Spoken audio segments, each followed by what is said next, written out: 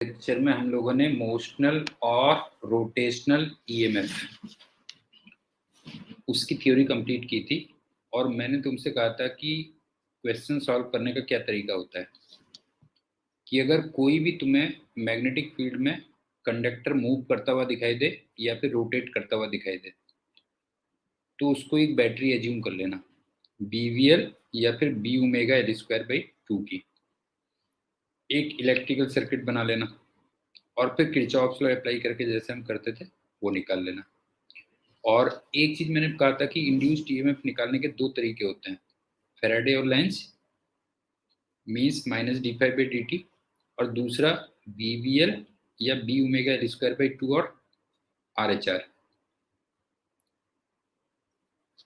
दूसरा वाला तरीका थोड़ा सिंपल होता है क्योंकि उसमें आपको फ्लक्स कैलकुलेट नहीं करना होता है, लेकिन उसके साथ प्रॉब्लम ये होती है कि वो तभी आप कर सकते हो जब कोई कंडक्टर तुम्हें मूव करता हुआ या रोटेट करता हुआ दिखाई दे। इतना मैंने किया था। अब आज एग्जाम्पल्स करते हैं। तो देखो,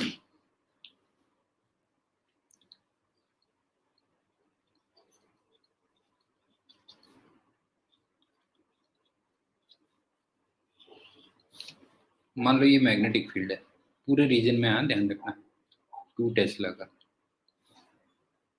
और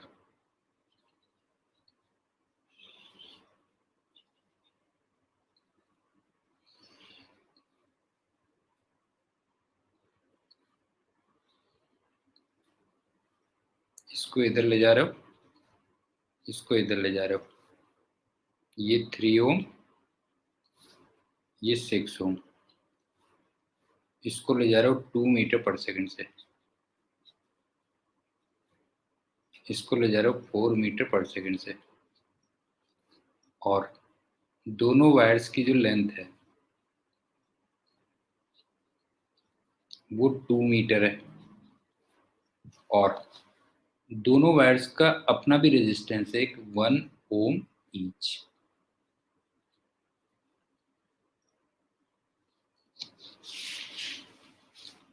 तो तुम्हें करंट थ्रू 3 ओम निकालनी है, कितनी होगी?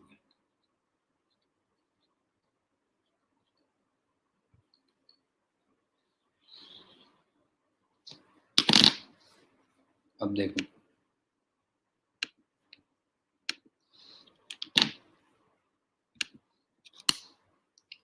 ये वाला वायर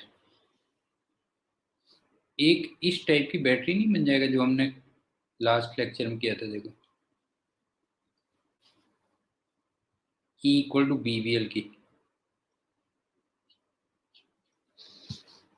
लेकिन उसका अपना एक इंटरनल रेजिस्टेंस भी 1 ओम भी है, ध्यान रखना। 1 ओम का ये भी है ना, इंटरनल रेजिस्टेंस भी है। तो इसमें बीवीएल कितना होगा? देखो, बीवीएल मेरे ख्याल से 16 वोल्ट की बैटरी बना, क्यों? देखो जरा, ये 16 वोल्ट की बैटरी बना। और इसी टाइप से इसको अगर देखोगे, मैंने आर एच आर भी लगा दिया, तभी मैंने ये हायर पोटेंशियल और ये लोअर पोटेंशियल बनाया हुआ है। ये हायर, ये लोअर, आर एच आर लगाने के बाद ये भी एक बैटरी बनेगा। अब के लेकिन ये उल्टा हो जाएगा, ये ऐसे हो जाएगा, क्यों? और ये भी E इक्वल टू बीवीएल होगा,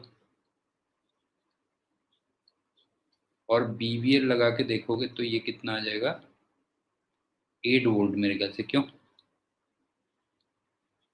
8 वोल्ट, और इसका भी एक इंटरनल रेजिस्टेंस है 1 ओम। ये बताओ, क्लियर हुआ?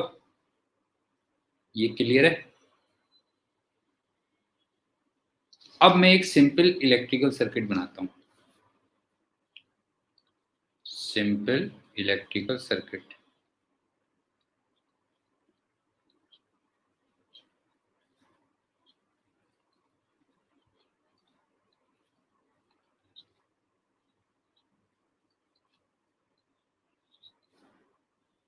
एक बैटरी ये बनी, एक बैटरी ये बनी, एक रेजिस्टेंस ये आया, और एक रेजिस्टेंस ये आया। ये 6 ओम, ये 3 ओम, ये 16 वोल्ट और 1 ओम, और ये 8 वोल्ट और 1 ओम। अब सुनो,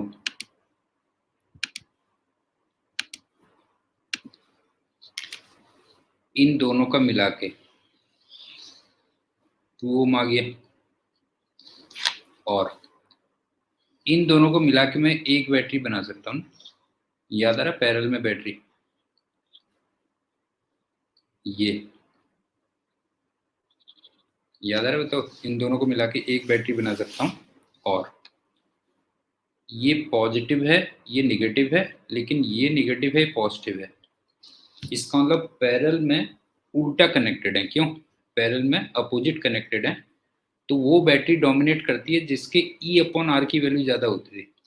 याद आ रहा है? जिसके ई अपॉन आर की वैल्यू ज्यादा होती है, तब मैंने पोलैरिटी ऐसे बनाई है। तो इसका ईएमएफ कितना होता था, याद करो। ये होता था E1 upon R1 minus E2 upon R2 upon 1 upon R1 plus 1 upon R2। Sorry, याद आ रहा है? E1 upon R1 minus E2 upon R2 upon 1 upon R1 plus 1 upon R2। तो ये 4 वोल्ट की बैटरी आ गई मेरे ख्याल से। क्यों? 4 वोल्ट की बैटरी आ गई। और इंटरनल रेजिस्टेंस कितना हुआ? 1 ओम इसका है और 1 ओम इसका है, तो इनका मिला के इंटरनल रेजिस्टेंस कितना हो गया? 0.5 ओम हो गया। क्यों? ये हो गया। अब आप ये देखो कि जो नेट ईएमएफ आया है, नेट ईएमएफ, ये तो 4 वोल्ट आ गया। टोटल इंटरनल रेजिस्टेंस 0.5 ओम, और टोटल एक्सटर्नल रेजिस्टेंस 2 ओम। इसका मतलब जो मेन करंट आई होगी वो हो जाएगी 4 अपॉन, दोनों रेजिस्टेंस ऐड हो जाएंगे 2.5, तो मेरे ख्याल से 8 अपॉन 5। अगर सही नहीं हो तो देख लेना बेटा। सही बोला, गलत बोला? ठीक है मेरे ख्याल से। क्यों? ठीक है ना? 1.6 एम्पियर सही बोला या गलत बोला, जरा बता।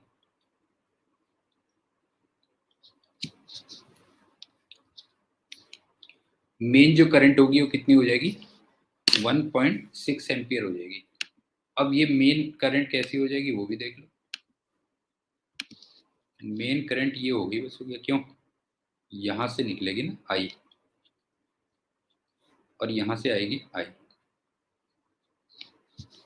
अब उसके बाद तुम्हें याद है करंट का जो डिस्ट्रीब्यूशन होता था वो इनवर्स रेशियो ऑफ रेजिस्टेंस में होता था। क्यों? 3 ओम और 6 ओम में वो इनवर्स रेशियो ऑफ रेजिस्टेंस में होगा। इसका मतलब यहां से जो करंट आ जाएगी वो 2I/3 आएगी। क्यों? और यहां से करंट कितनी हो जाएगी? I/3। ये आ गया, बस हो गया। तो मेरे ख्याल से समझ में आ गया होगा कि कोई भी मूविंग कंडक्टर को आप एक बैटरी समझ लेना, बीवीएल बोर्ड की, और उसकी जो पोलरिटी है वो मैंने बताया कि राइट हैंड रूल से निकाल लेना। उसके बाद एक सिंपल इलेक्ट्रिकल सर्किट ड्रॉ कर देना, और उसमें जो करंट्स हम फिर जैसे निकालते थे वैसे निकाल।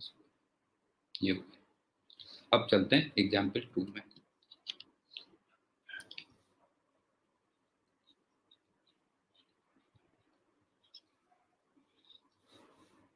ये कंडक्टिंग रॉड है, कंडक्टिंग होनी बहुत जरूरी होती है, ध्यान रखना। और ये ऐसे ओमेगा से घूम रही है। ये एल है, ये 2L है। इसको ओ कह लो, ए और बी। और मैग्नेटिक फील्ड ऐसे है। तो तुम्हें VAB निकालना कितना होगा?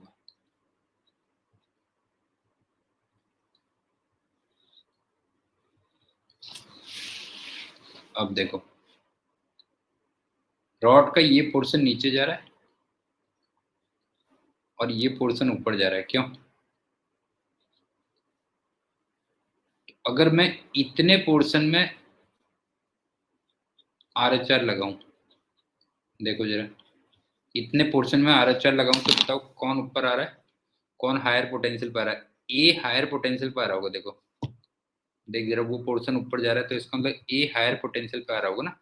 RHR लगा के देख, तो यहाँ पे जो VA होगा ग्रेटर देन VO होगा, या VA माइनस VO, ये होगा B ओमेगा L²/2। समझ में आया?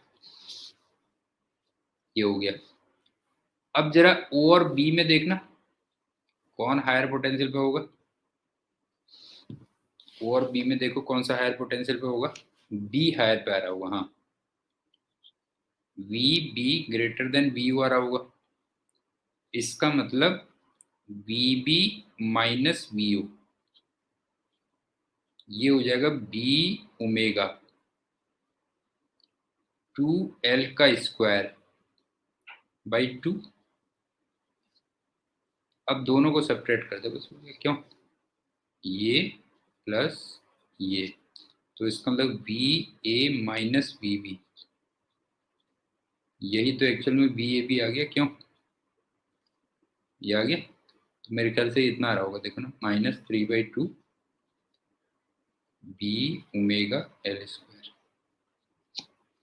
समझ में आया या नहीं आया? बता बेटा, समझ में आया कि नहीं आया? ये हो गया। अब चलो एग्जाम्पल 3।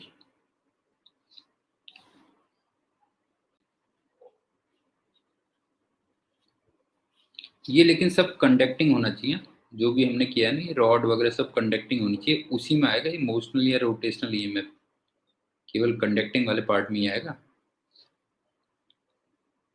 अब ये कंडक्टिंग रिंग है और इसकी जो रेडियस है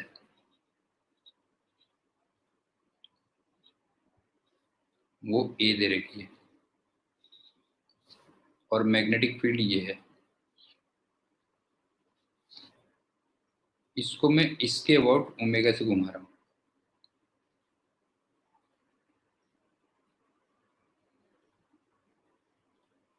इसको O कह लो, इसको A कह लो, तो तुम्हें VOA निकालना है, कितना होगा।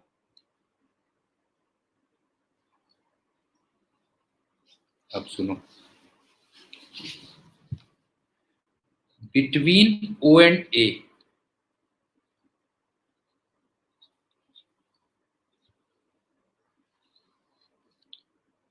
तुम्हें दो कर्व्ड वायर दिख रहे होंगे।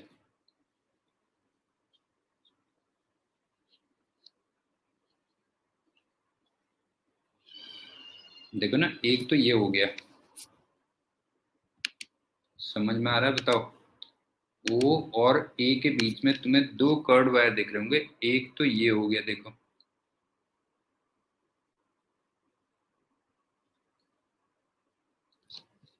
और एक दूसरा हो गया।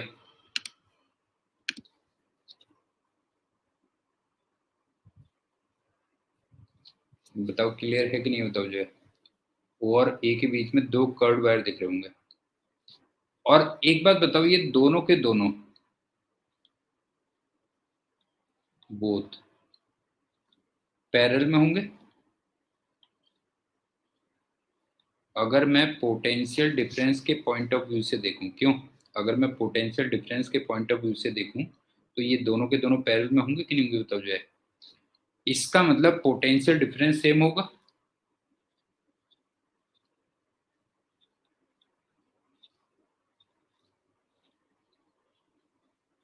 तो तुम किसी भी एक के अक्रॉस पोटेंशियल डिफरेंस निकाल लो, वही आंसर आएगा, क्यों? नहीं है? लेकिन एक चीज तुम्हें और याद होगी कि कर्व्ड वायर को हम लोग क्या करते थे, हम इसको स्ट्रेट बना देते थे, क्यों? First we make it straight.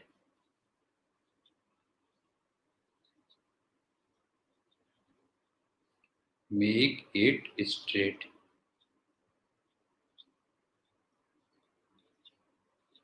तो एक तरीके से तुम्हें ये मानना कि ये है, बस हो गया। क्यों? ये है और ये ओमेगा से घूम रहा है, ऐसे है, तो ये इधर को जा रहा है। अब समझ में आया कि नहीं आया बता? ये हो गया ना एक तरीके से, ये वायर हो गया। क्यों? ये इधर को जा रहा है, ये ऐसे आया। अब जरा इसमें आर एच आर लगा के बता, कौन सा पॉइंट हायर पे आएगा? कौन सा पॉइंट हायर पे होगा बताओ? अगर ये ऐसे आ रहा है तो कौन सा हायर पे होगा? ए हायर पे होगा। तो V A greater than V O. इसका मतलब V A minus V O, ये हो जाएगा B omega L square by two हो जाएगा। क्यों? B omega L square by two हो जाएगा, लेकिन एल कितनी हो जाएगी? एल यहाँ पे हो जाएगी √2 इंटू ए कह लो। क्यों? एल यहाँ पे रख देना √2 इंटू ए। कोई डाउट है? बता, कोई डाउट है बेटा जो है?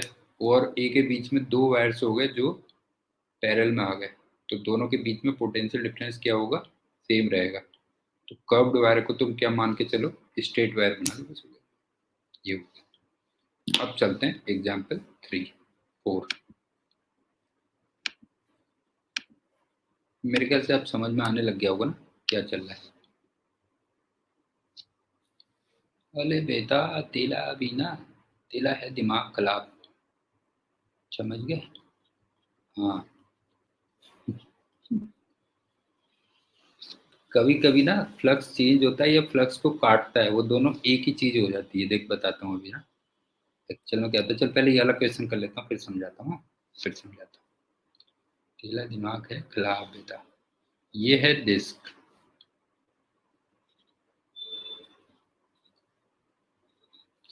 और इसकी रेडियस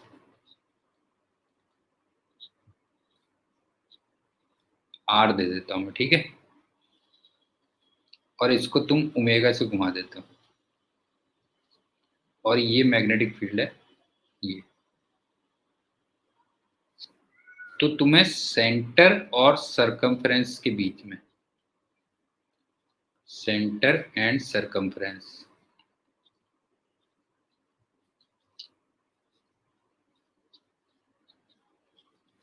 इसके बीच में पोटेंशियल डिफरेंस निकालना है, क्या होगा?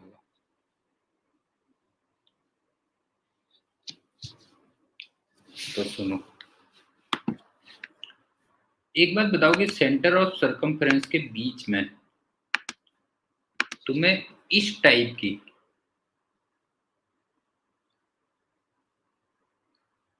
इनफाइनाइट रॉड्स दिख रही है कि नहीं दिख रही है बताओ जो है?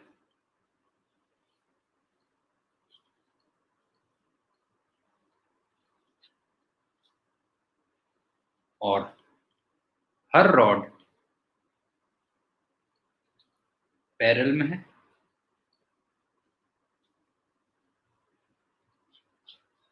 समझ में आ गया? इसका मतलब पोटेंशियल डिफरेंस सेम होगा।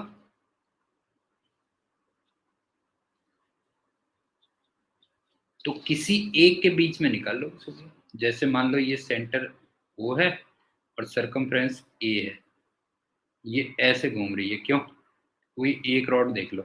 तो फिर से जरा बताओ किसका पोटेंशियल ज्यादा होगा? ओ और ए में से किसका पोटेंशियल ज्यादा होगा बता? ए का। तो V A greater than V O होगा, या कह ले V A minus V O. ये हो जाएगा B omega L square by two, लेकिन यहाँ पे एल की वैल्यू रेडियस के इक्वल होगी। समझ में आ गया कि नहीं आ गया? ये बता।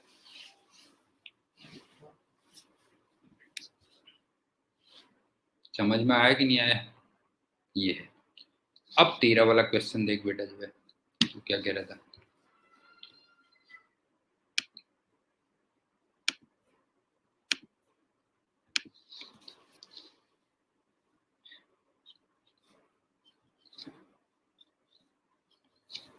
एक्चुअल में क्या है ना, दो तरीके होते हैं जो तू कह रहा था। जैसे एक तो ये हो गया बेटा,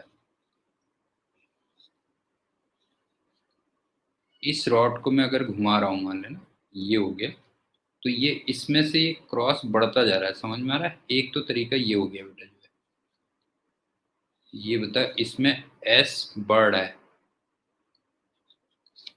इसका मतलब जो क्रॉस मैग्नेटिक फील्ड है, क्यों क्रॉस बढ़ रहा है, इसका मतलब डॉट प्रोड्यूस होगा, क्यों डॉट प्रोड्यूस होगा, तो मींस एंटी क्लॉकवाइज करंट हो जाएगी, तो इसमें इंड्यूस्ड करंट ये होगी। ये तो क्लियर हो गया बता जो है, क्यों एंटी क्लॉकवाइज करंट हो गई, और ये मान ले आर है, तो जो ये करंट होगी वो ई बाई आर होगी। अब इस ई को दो तरीके से निकाल सकता है ना, तो एक तो या तो D five by D T से कर दे, तब भी सेम रिजल्ट आएगा, और या बीवीएल से कर दे। बता क्लियर है कि नहीं है, इसमें तो कोई डाउट नहीं है ना। ई को दो तरीके से निकाल सकता है, D five by D T से या फिर बीवीएल से। अच्छा दूसरा ये भी तरीका होता है ना, दूसरा तरीका ये होता है कि खाली एक रॉड घूम रही है, बस बस बेटा बस, ये चल रही है, तो इसका मतलब ये हुआ कि एक तरीके से इसने यूनिट टाइम में कितना ये इतने फ्लक्स को कट करके चला गया। समझ में आ रहा है, समझ में आ रहा है बेटा जो है। हाँ ये, इसका मतलब ये है कि उसने एक सेकंड में कितने फ्लक्स को कट करके आगे निकल गया, तो वो भी तरीका है। तो एक सेकंड में ये बताइए कितना आगे चला जा चुका होगा, वी आगे चला गया होगा ना।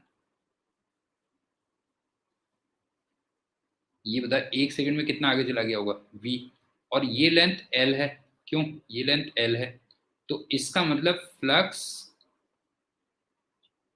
कट कह दे रहा हूं बस, हो गया यहाँ पे कट पर सेकंड,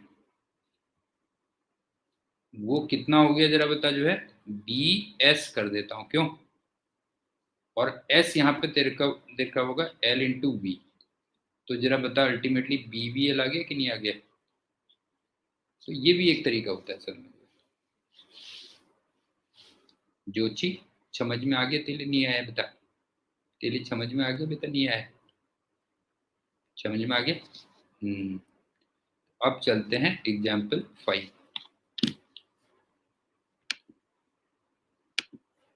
ऐसे होती है बेटा कहानी, और क्या जो है, बाकी सब ऐसे ही है, कुछ नहीं है यार ये जीवन जो है। हाँ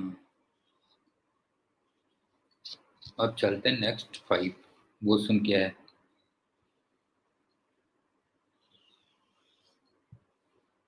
ये ना एक मेटेलिक है,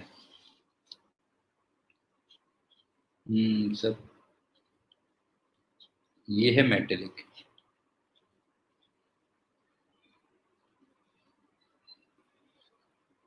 और मान लो इसकी इक्वेशन है y इक्वल टू 4x², ये है, और ये मैग्नेटिक फील्ड तो है ही अगर। अब इसमें ना एक ऊपर को वायर चल रहा है,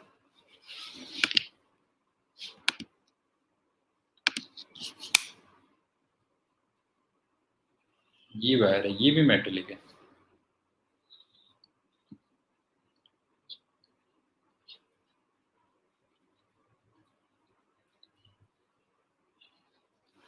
ये ए एक्सिस से ऊपर को जा रहा है, और ये t इक्वल टू 0 पे ओरिजिन पे था, एट ओरिजिन, और अभी मान लो ये y कोऑर्डिनेट पे पहुंच चुका है। तो एक बात बताओ, ये तुम्हें क्लोज्ड लूप दिख रहा है ना,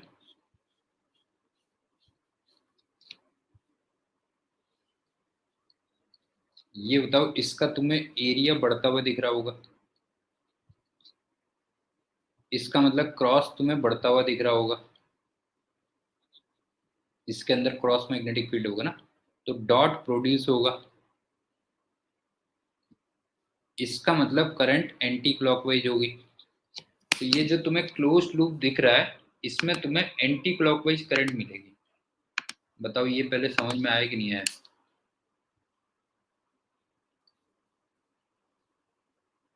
ये पहले बताइए, ये समझ में आया कि नहीं आया बेटा जो है? ये तुम्हें एंटी क्लॉकवाइज करंट मिलेगी। तो खैर हमें करंट नहीं चाहिए थी, हमें इसमें ना इस क्लोज लूप में इंड्यूस्ड ईएमएफ निकालना था। इंड्यूस्ड ईएमएफ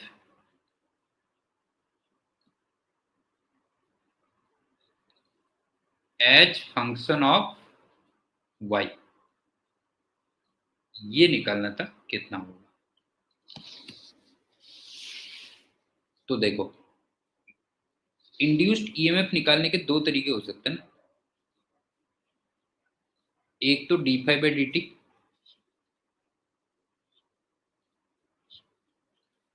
लेकिन फाई हो जाएगा बी इंटू एस। एस का मतलब क्लोज्ड एरिया, क्यों?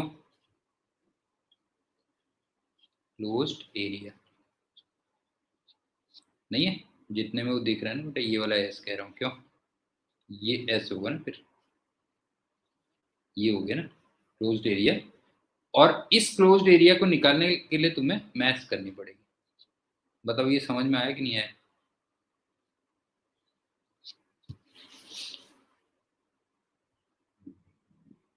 बताइए ये समझ में आया कि नहीं आया? बता जो है, ई को हमें D five by D T करेंगे हम, वहां से बी इंटू एस करेंगे क्लोज्ड एरिया, उसके लिए मैथ्स आएगी। लेकिन हाँ, तभी मैं कह रहा हूँ। और मैं किस खेत की मूली हूँ, फिर ये बता जो है। मैंने यही तो बोला था कल, तेरे को याद नहीं? लास्ट लेक्चर में क्या बोला था बेटा जो है? ईएमएफ को, हाँ, ईएमएफ को मैंने कहा अगर मोशन दिखाई दे रहा हो तो बीबीएल से भी कर देना फिर। बीबीएल से भी कर देना। अब देख वी कितना होगा, वी रूट टू एस होगा। और एस कितना है, वाई है। बताओ ये क्लियर हुआ या नहीं हुआ? ये बता पहले, ये क्लियर हुआ कि नहीं हुआ? वाई हो गया ना, एस ही हो गया। अब चलते हैं एल कितना होगा। अगर ये क्वांटिटी, मजा आ रहा है कि नहीं आ रहा है ये बताते चलना तो बेटा, बीच बीच में ये भी जरूरी है ना। ये बता, अगर ये एक्स है,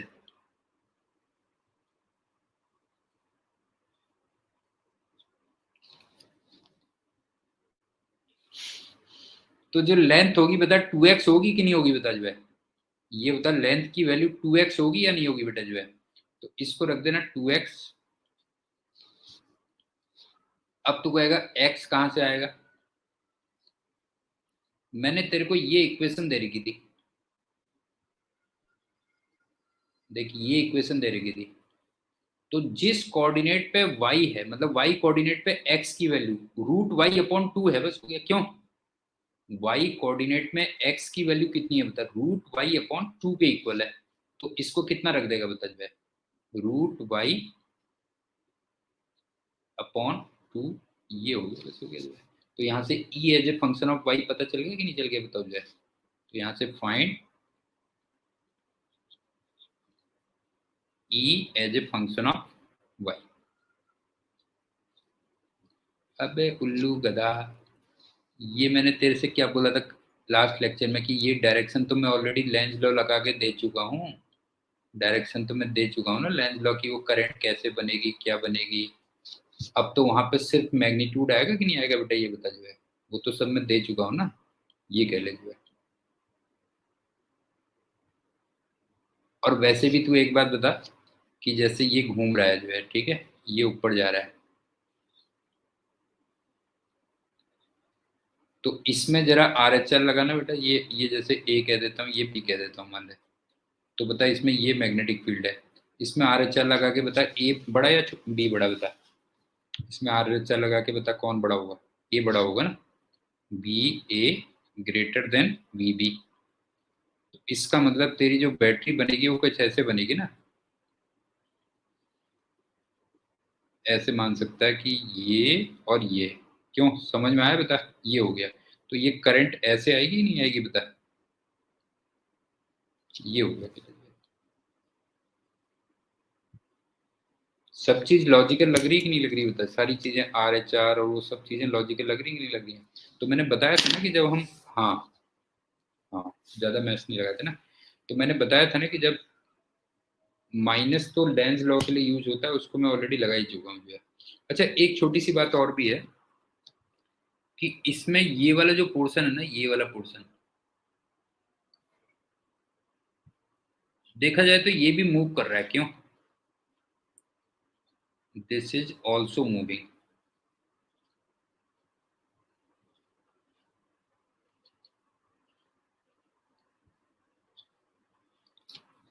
क्यों? लेकिन इसमें मैंने मोशनल ईएमएफ नहीं लिया, नॉट टेकन BBL।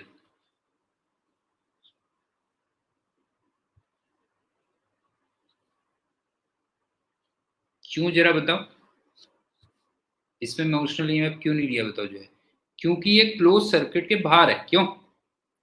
हाँ, नहीं नहीं, क्लोज सर्किट के बाहर है ना बेटा, ये बता जो है बाहर पे है ना क्लोज सर्किट के। इसमें अगर कोई बैटरी लगी भी होगी तो उसको हमें फायदा क्या होगा ये बता, समझ गए ना? क्लोज सर्किट के बाहर है ये जो है, दिस इज आउटसाइड, हाँ, द क्लोज सर्किट।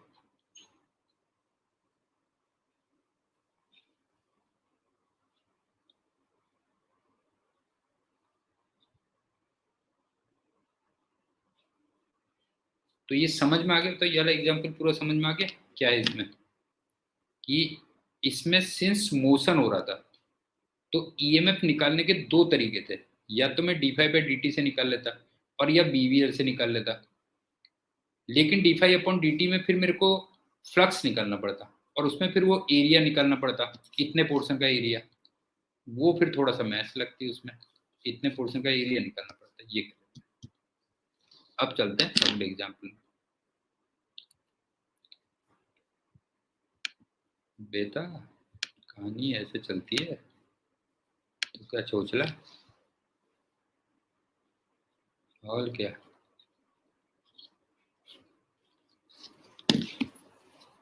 बेटा क्या करूं, बुढ़ा हो गया हूँ अब तो मैं हो गया हूँ बुढ़ा बेटा,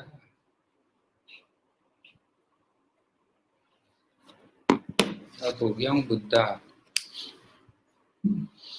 अगला एग्जाम्पल देख क्या था। हाँ, तेरे को याद है हमने ना एक ये वाला क्वेश्चन किया था, ये आई है,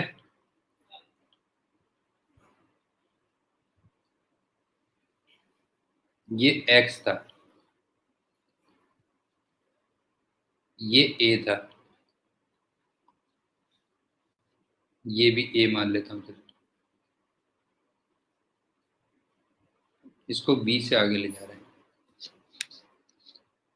इसमें हमें ईएमएफ निकालना था।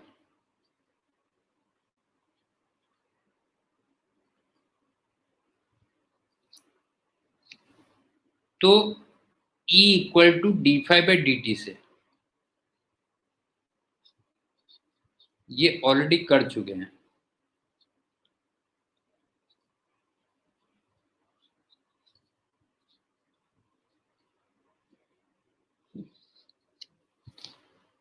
समझ गए ना? E इक्वल टू d5/dt से हम ऑलरेडी इसको कर चुके हैं, लेकिन यहाँ पे मोशन हो रहा है तो मोशनल ईएमएफ से भी करते हैं जो है। अब हम करते हैं now from motional EMF, now from motional EMF.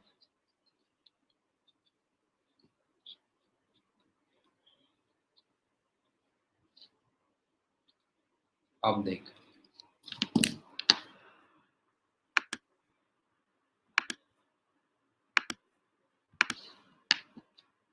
पहली बात तो यहाँ पे मैग्नेटिक फील्ड ये होगा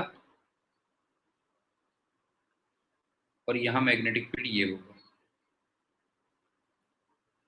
लेकिन ये अगर B1 है, ये अगर B2 है, तो B1 B2 से बड़ा होगा, क्यों? बता, क्लियर है ना? B1 की वैल्यू B2 से बड़ी होगी। और जरा इस वाले में RHR लगा के बता कि कौन सा हायर पे आएगा कौन सा लोअर पे आएगा, जरा बता। इस पे RHL लगा के बता कौन सा हायर पे कौन सा लोअर पे, ऊपर वाला हायर पे आएगा। क्यों? इसका मतलब एक बैटरी तो ये बन गई, ये E1, और इसमें भी ऐसे ही होगा, उसमें भी वो हायर पे ये लोअर पे। क्यों? ये E2 आ गया, ये हो गया। लेकिन ये बता कि इस वाले वायर में मोशनल ईएमएफ आएगा या नहीं आएगा, बता। ये वाले वायर में क्यों नहीं आएगा? किस रीजन की वजह से नहीं आएगा? कुछ रीजन बता जो है। हाँ, क्योंकि यहाँ पे एल वेक्टर और बी वेक्टर पैरेलल हैं। क्यों? इसमें जो मोशनल ईएमएफ होगा, मोशनल ईएमएफ, वो जीरो होगा, because B vector is parallel to L vector. क्यों? ये कहते हैं। अब ये बता, अगर पूरे सर्किट में मैं देखूं तो नेगेटिव पॉजिटिव, पॉजिटिव नेगेटिव, दोनों बैटरी सब्ट्रैक्टिव हैं। क्यों? देख जरा, पूरे क्लोज सर्किट में अगर तू देखेगा तो नेगेटिव पॉजिटिव, पॉजिटिव नेगेटिव, दोनों बैटरी सर वो है कि नहीं बता, सब्ट्रैक्टिव है। तो इसका मतलब उसमें नेट ईएमएफ कितना हो जाएगा बता जो है। तो जो नेट ईएमएफ आ जाएगा वो हो जाएगा E1 माइनस E2। तो ये हो जाएगा B1 VL minus B2 VL। तो ये B1 माइनस B2 VL, और यहाँ पे लेंथ हो गई A, और B1 हो गया mu naught upon 2 pi I upon x, और B2 आ गया mu naught upon 2 pi I upon A plus x. बता इसमें क्या क्या चीज समझ में नहीं आई? हाँ बता बता। नहीं, वो क्योंकि वो वोल्टेज इशू की वजह से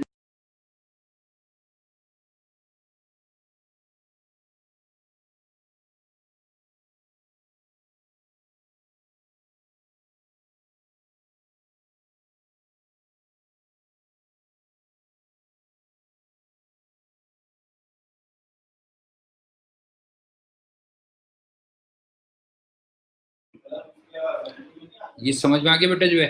ये आ गया mu naught upon 2 pi I upon x और mu naught upon 2 pi I upon A plus x. बता इसमें से क्या चीज समझ में नहीं आई? इसमें से बता क्या चीज समझ में नहीं आई, वो एक्सप्लेन कर देता हूँ अगर कुछ समझ में नहीं आया।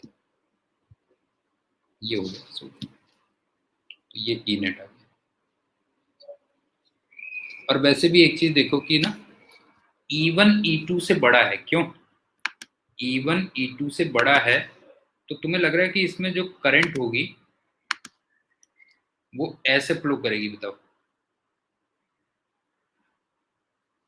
ये बता, इंड्यूस्ड करंट ये होगी या नहीं होगी? ये इंड्यूस्ड वाली करंट है।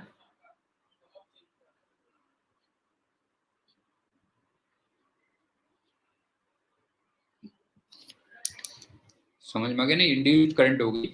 और इसको हमने कैसे किया था देख, याद कर। यहाँ पे ज्यादा मैग्नेटिक फील्ड था, यहाँ पे कम मैग्नेटिक फील्ड था, तो इसका मतलब क्रॉस कम हो रहा है, तो क्रॉस ही प्रोड्यूस होगा, और क्रॉस प्रोड्यूस होने के लिए क्लॉकवाइज करंट होनी चाहिए, और तुम्हें क्लॉकवाइज करंट दिख ही रही होगी। बता दोनों चीजों को लिंक कर गया कि नहीं कर गया, ये बता बेटा जो हमने पहले किया था और अब जो किया है, ये बता दोनों चीजों को लिंक किया या नहीं किया बेटा, बता। दोनों चीजें लिंक हो गई कि नहीं हो गई? इससे पहले हमने d5/dt से किया था इसी प्रॉब्लम को, और अब मैंने इसको dvl से किया है। ठीक है, एक और पुरानी बात याद करवाता हूँ, देख। ऐसे ही है जोशी, बस बेटा कुछ नहीं है यार, सब मत पूछ तू। एक तरीका याद है, ये इस टाइप से था। इसमें 3 फेजेज होती थी। एक जब वो एंटर कर रहा होता था, एक जब वो पूरा मैग्नेटिक फील्ड के अंदर होता है और जब वो बाहर निकलता है। क्यों? ये 3 फेज चल रही होती ना, तो तीनों को एक्सप्लेन कर देता हूं मैं बी से। हाँ,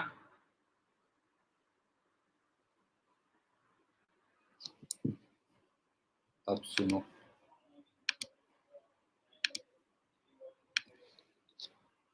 ये बता कि इसमें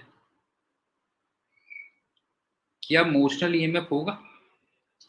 इतने पोर्शन में इसमें क्या मोशनल ईएमएफ होगा? क्यों नहीं होगा? रीजन बताना पड़ेगा, ऐसे नहीं खाली कह दिया हाँ ना कुछ भी बोल दिया। हाँ, तो इसमें जो मोशनल ईएमएफ होगा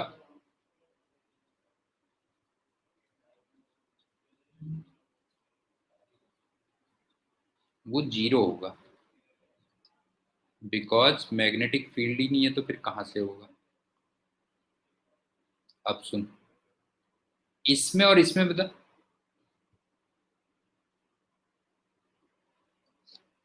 इसमें मोशनल ईएमएफ होगा नहीं होगा? ऐसे नहीं खाली हवा में हाँ ना कह दिया, रीजन के साथ। हाँ, तो इसमें भी ईएमएफ 0 होगा,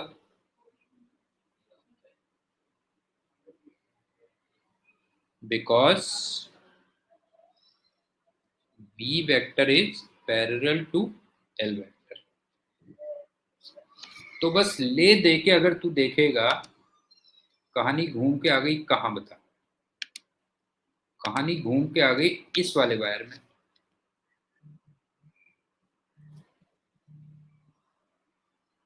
नहीं बता, इस वाले वायर में कहानी घूम के आ गई। और इसमें जरा बता, ये ऐसे बनेगी बैटरी? जरा बता,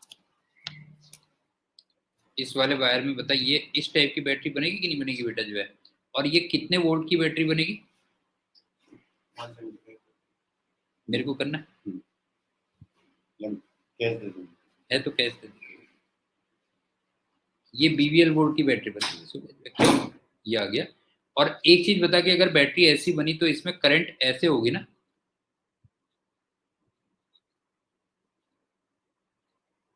ये करंट हो गई। अब इसको थोड़ा सा दूसरे तरीके से देखते, देख ये है, इस वाली फिगर में क्रॉस बढ़ रहा है। क्यों क्रॉस बढ़ रहा है? इसका मतलब डॉट प्रोड्यूस होता, इसका मतलब एंटी क्लॉकवाइज करंट होती। क्यों? और तेरे को एंटी क्लॉकवाइज करंट दिख भी रही होगी, ये हो गया। अब इस पे आ जा, इसमें एक बैटरी ये बनी, एक बैटरी ये बनी, लेकिन अब के दोनों तरफ पे मैग्नेटिक फील्ड इक्वल है। इसका मतलब ये और ये दोनों के दोनों ईएमएफ सेम है।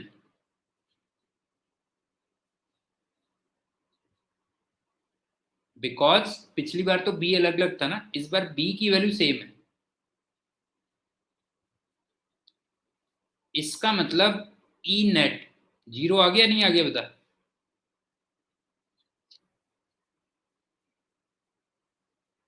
नहीं, पिछले वाले क्वेश्चन में तो क्या था, बी अलग अलग था इसलिए ई नेट आया था, लेकिन इस बार क्या बी सेम है, तो इसका मतलब नेट ईएमएफ 0 आ गया। तो ऑब्वियस सी बात है करंट भी 0 हो गई। और अगर मैं फ्लक्स के एंगल से देखता तो एस कांस्टेंट था। नहीं, अगर मैं फ्लक्स के एंगल से देखता तो एस की वैल्यू कांस्टेंट थी। इसका मतलब फ्लक्स की वैल्यू कांस्टेंट रही होगी। मेरे ख्याल से क्लियर हो रहा होगा ना, लिंक कर पा रहा है? और लास्ट वाले में ये बता कि इस वाले में केवल यहाँ पे ये बैटरी बनती, बस हो गया। क्यों? ये बैटरी बनती तो ये बैटरी इधर को करंट दे देती इसको, ये हो जाती। और इसमें हम क्या लॉजिक देते, ये बाहर आ रहा है तो इसका मतलब क्रॉस डिक्रीज कर रहा है, तो क्रॉस ही प्रोड्यूस होगा। और क्रॉस के प्रोड्यूस होने के लिए क्लॉकवाइज करंट होगी। बता समझ में आया कि नहीं आया? बता बेटा, ये क्लियर हुआ कि नहीं हुआ? बता दिया, ये हो गया। बता देना, अगर कहीं पे कोई कंफ्यूजन हो तो बोल देना बिल्कुल। अगर कोई भी चीज़ दोबारा पूछनी हो, मैं एक्चुअल में दोनों से लिंक कर रहा हूँ ना, जो हम पहले करते थे पहले हम d5/dt से निकालते थे और उसमें लेंज लॉ लगाते थे, और अब मैं उसको BVL उससे कर रहा हूँ और RHR लगा रहा हूँ, दोनों को लिंक कर रहा हूँ। अब थोड़ा हायर स्टैंडर्ड के क्वेश्चन करते हैं, वो सुनो।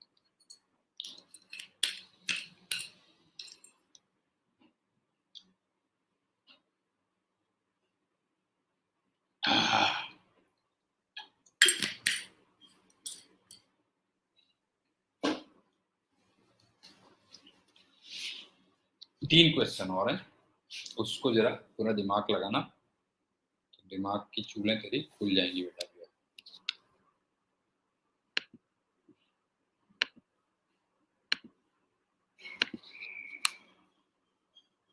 एग्जाम्पल 8।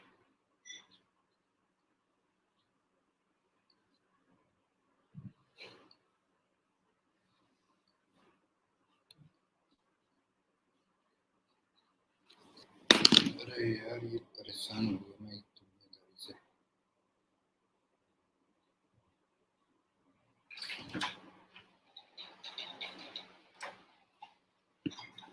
वो बन भी गया लाइसेंस, आ जाएगा अभी। ये 4L है, मैसेज आ गया।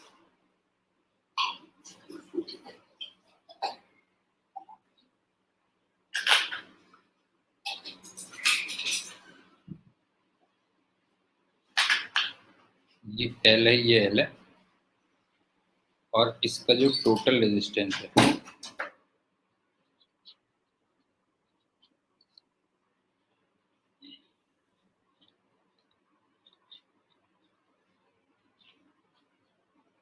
वो R है, और ये L दिया हुआ है। अच्छा, पिछली बार क्या होता था कि ये कांस्टेंट वेलोसिटी से मूव कर रहा होता था, याद है? कांस्टेंट वेलोसिटी से मूव कर रहा होता था, लेकिन इस टाइम पे कांस्टेंट एक्सीलरेशन से मूव कर रहा है।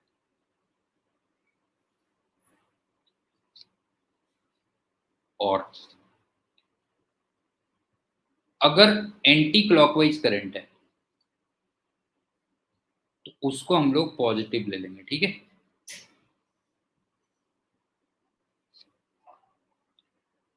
इंड्यूस्ड करंट की बात कर रहा हूं।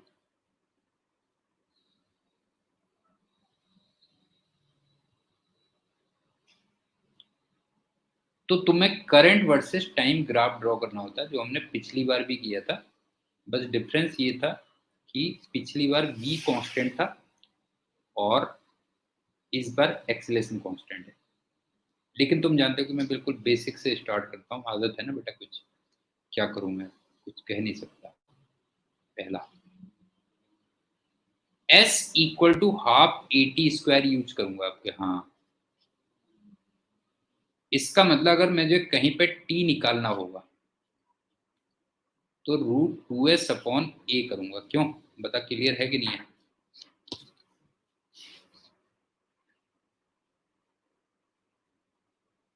कहीं पर अगर T निकालना होगा तो मैं √2s/a करूंगा। अब इसमें अलग अलग फेजेस क्या होती थी याद कर, फिगर से बना देता हूं तो हो जाएगी बात क्लियर। कितना मजा आता है ना तसल्ली से पढ़ाना, बिल्कुल कोई जल्दीबाजी नहीं, आराम आराम से। एक तो ये ऐसे पहुंचेगा पहले, हाँ, फिर ये यहां तक, फिर ये यहां तक। समझ में आ रहा है क्या कर रहा हूं मैं? ये बेटा, और फिर ये यहां तक। और इसके बाद हम किसी एक पॉइंट को देखते थे ना, जैसे, तो उसमें डिस्प्लेसमेंट फिर सही आता है बिल्कुल। जैसे मैं इसको देख रहा हूँ ना, ये वाले को देख रहा हूँ, पहले ये यहाँ से यहाँ तक गया,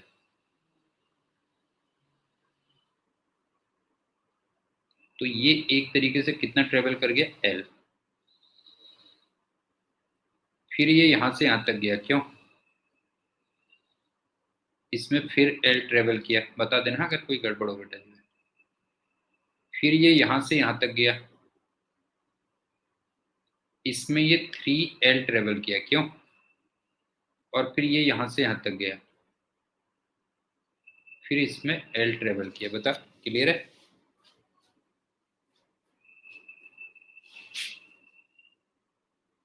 बता क्लियर है कि नहीं बता जो है। अच्छा इसमें बस थोड़ा सा अंतर ये होगा, जैसे ना ये 1 है, ये 2 है, ये 3 है, ये 4 है, ये 5 है। हाँ देखते हुए चलना बेटा जो है। T12 ये √2L/A लिखेगा। बता देना कहीं पे कोई प्रॉब्लम हो तो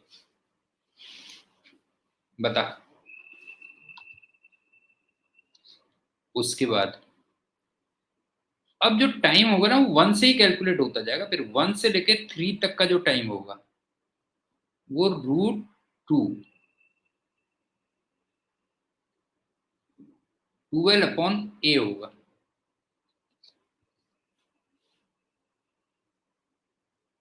क्यों? ये हो गया। उसके बाद T1 से लेके 4 तक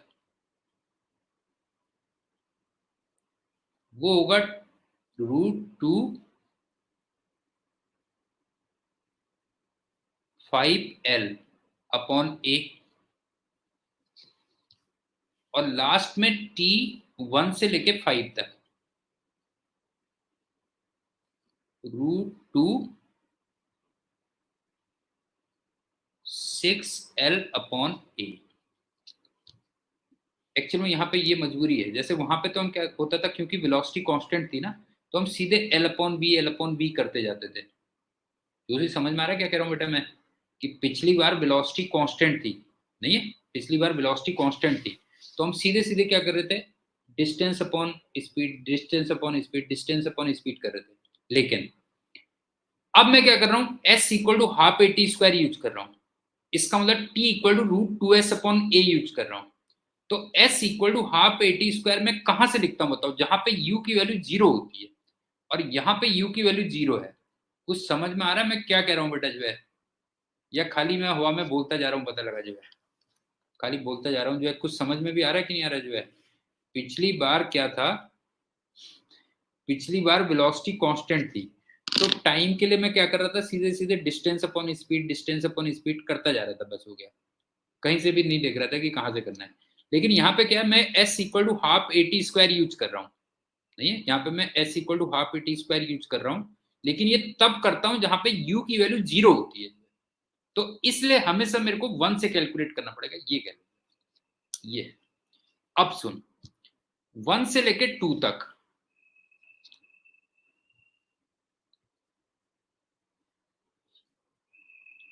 1 से लेके 2 तक EMF 0 रहेगा। क्यों? इसका मतलब करंट 0 होगी,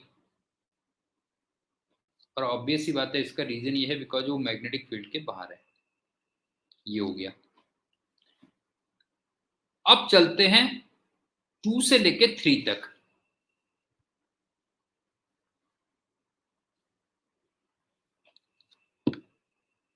क्रॉस बढ़ रहा है तो डॉट प्रोड्यूस होगा, इसका मतलब एंटी क्लॉकवाइज करंट होगी।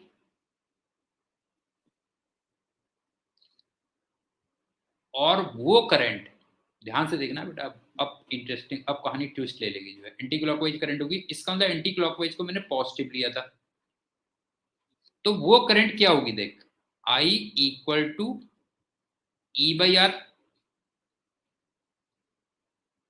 E का मतलब BVL/R, और V का मतलब यहाँ पे AT होगा। हाँ ध्यान से देखना बेटा जो है, AT, तो इसका मतलब ये हो गया BAL/R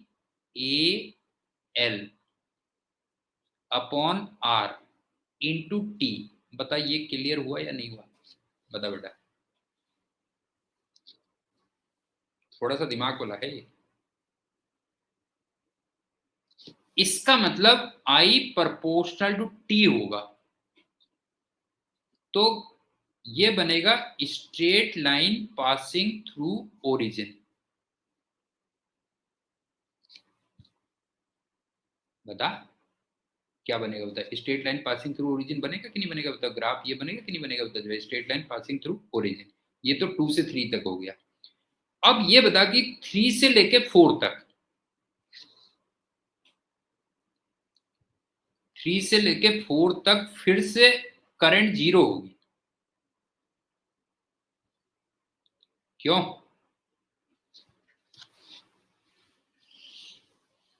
नहीं होता, फिर से करंट 0 होगी। और अब के रीजन क्या बोलेगा? अब के रीजन बोलेगा कि जो एरिया है मैग्नेटिक फील्ड के अंदर वो कांस्टेंट है। इसका मतलब फ्लक्स कांस्टेंट हो गया, इसका मतलब ईएमएफ 0 हो गया। मेरे ख्याल से ये भी क्लियर होगा। और लास्ट में अब चलते हैं कहानी 4 से लेके 5 तक।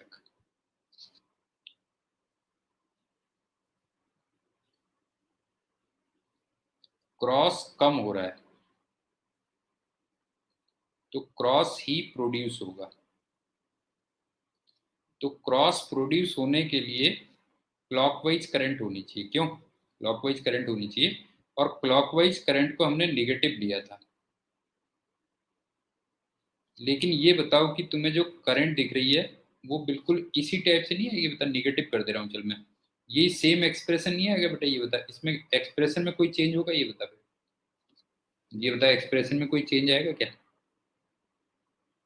एक्सप्रेशन में तो चेंज नहीं आएगा ना।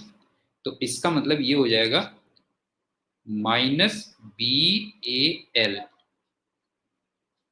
Upon R into T.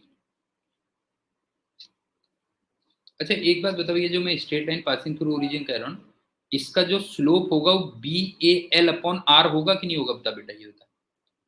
ये जो स्लोप है, इस लाइन का जो स्लोप आएगा वो BAL अपॉन R ये बनेगा। लेकिन अब असली कहानी तो अब शुरू होती है बेटा। असली कहानी शुरू होती है अब। तुझे करना क्या है बता, जो है ग्राफ ड्रॉ करना था। एक देता दिमागदार क्वेश्चन में आता मजा मेरे को, मुझे आता मजा। तसल्ली बख्श पढ़ाओ बस। ये आई है, ये 2i टी है, सॉरी। अब तू क्या कर, एक लाइन यहाँ ड्रॉ कर दे। हाँ देख, तू भी कहेगा क्या कर दिया सर ने। उतने ही एंगल पे नीचे लाइन ड्रॉ कर दे। ये थीटा है, ये भी थीटा है। तो पहली बात तो जो टेन थीटा हुआ वो BAL अपॉन R आ गया, जिसको मैं स्लोप कह रहा था ना अभी। ये हो गया बेटा। अब देख,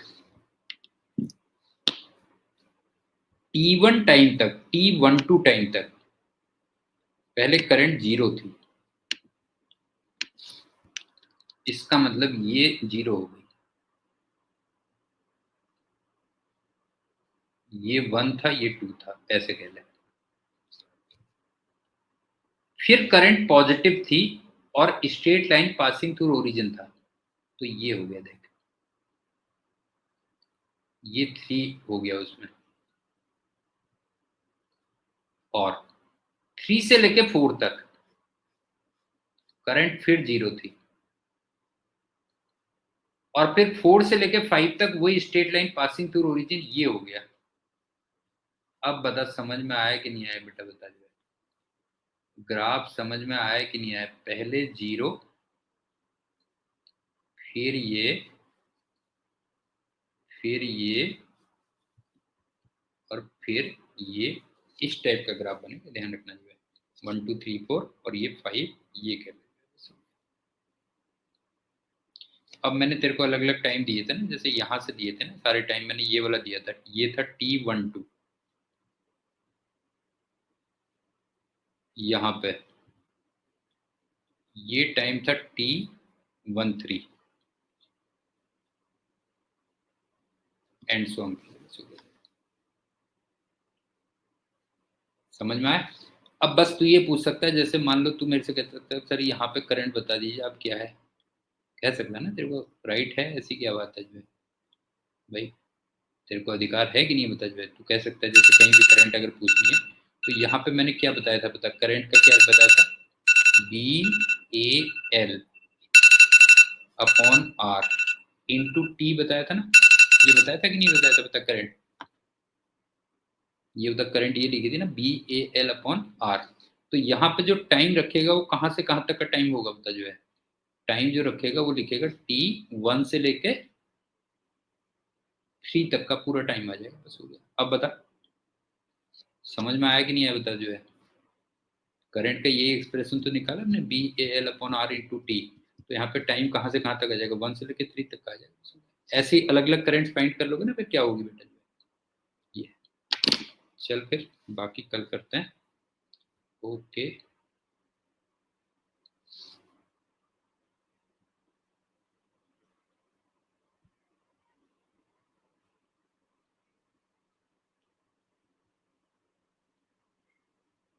कल एक्सप्लेन करूँ, कल एक्सप्लेन करूँ, थोड़ा फिगर विगर बना के मेरे को वर्क कर देना ताकि याद रहे क्या पूछ रहा है, टेलीग्राम पे वो कर देना, फिगर विगर ड्रॉ करके मेरे को टेलीग्राम पे कर देना, एक्सप्लेन कर देना।